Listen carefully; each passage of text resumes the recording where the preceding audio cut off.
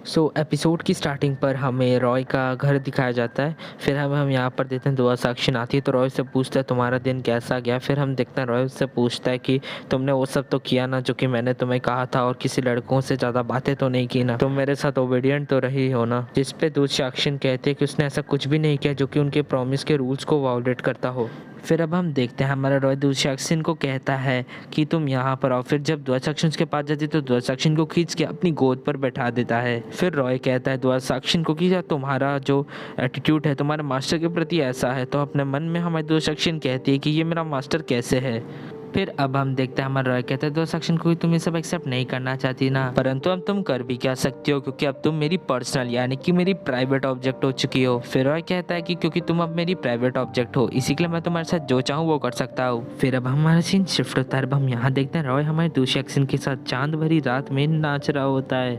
फिर अब हम यहाँ पर देते हैं हमारा रॉय दूसरे एक्शन से कहता है कि तुम कैसी ब्लड सर्वेंट हो, तुम्हारे पास तो कोई स्किल भी नहीं है अपने मास्टर को प्लीज करने के लिए। गाइस यहाँ पर प्लीज का मतलब खुश करने के लिए। फिर हम देखते हैं कि वो दोनों नाचने लग जाते हैं और फिर हमारा रॉय कहता है देखो ये आखिरी बार है जब मैं तुम्हें कह रहा हूँ कि तुम मेरे पैर में पैर मत रखो नाचते समय। फिर अब हमें दिखाया जाता है वो लोग नाचने लग जाते हैं और यहाँ पर हमें दूसरी अक्षन भी बहुत अच्छा नाच रही होती है हमारे रॉय के साथ। फिर रॉय कहता है मैं सोचा नहीं था कि तुम इतनी जल्दी ये सब कुछ सीख लोगी। फिर अब हम देखते हैं हमें दूसरी अक्षन बोलती है वो इस डांस को इसी के लिए जानती हुई कि जब वो छोटी थी तो उसने देखा था उसके मम्मी पापा ऐसे ही नाचते थे। फिर अब हम देखते हैं हमारा जो रॉय होता है वो दूसरी अक्षन को कहता है कि अगले वीकेंड एक बॉल पार्टी है जिसमें कि सभी वैम्पायर्स को कहा गया कि वो अपनी अपनी ब्लड सर्वेंट्स के साथ आए। फिर हमें दूसरी सेक्शन अपने मन में सोचती है वैम्पायरों की भी बॉल पार्टी होती है। फिर हम देखते हैं तभी रॉय उससे कहता है कि तुम्हें अच्छे से तैयारी करनी पड़ेगी कि तुम मेरे साथ जा रही हो।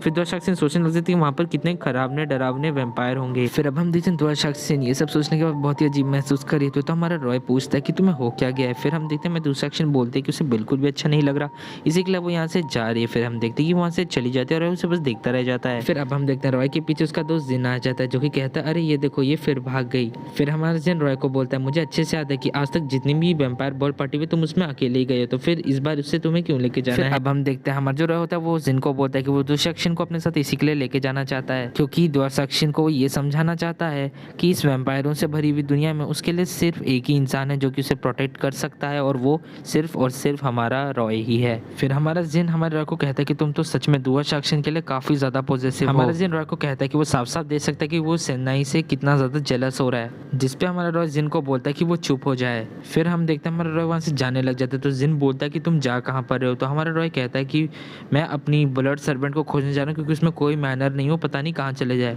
अब हम यहाँ पर देखते हैं तो सेक्शन यही सोच रही होती है कि हमारा रॉय उसे अपने साथ वैम्पायरों की बॉल पार्टी में क्यों लेके जाना चाहता है। उतने में हम देखते हैं कि पीछे से एक इंसान आ जाता है और वो बोलता है कि तुम यहाँ पर क्या कर रही हो। फिर अब हम देखते हैं ये और कोई नहीं बल्कि हमारे रॉय के बड़े भैया होते हैं जो कि दो सेक्शन को बोलते हैं कि उसे किसने आज़ादी दी यहाँ पर घूमने की। फिर अब हम देखते हैं रॉय के बड़े भैया को देख के हमारी जो दो सेक्शन होते हैं बोलते हैं चेयरमैन लोडो, तो हमें यहाँ पर पता चलता है कि रॉय के बड़े भैया का नाम लोडोर है, पर मैं तो इसे रॉय का बड़ा भैया बोलने वाला हूँ क्योंकि वो ज़्यादा ईजी है। तुम्हें क्या लगता है मुझे कमेंट में बताना। फिर अब हम देखते हैं हमारे जो रॉय के बड़े भैया होते हैं वो हमारी दो सेक्शन के बालों को छूते और कहते हैं तुम तो सच्ची में पुरानी ब्लड सर्वेंट की तरह ही दिखती हो और तुम्हारे बाल तो पूरे उसकी तरह। फिर हम देखते हैं रॉय के बड़े भैया हमारे दो सेक्शन को पानी में ढकेल देते हैं और एट दिस मोमेंट ये पार्ट भी यहीं पर खत्म हो जाता है।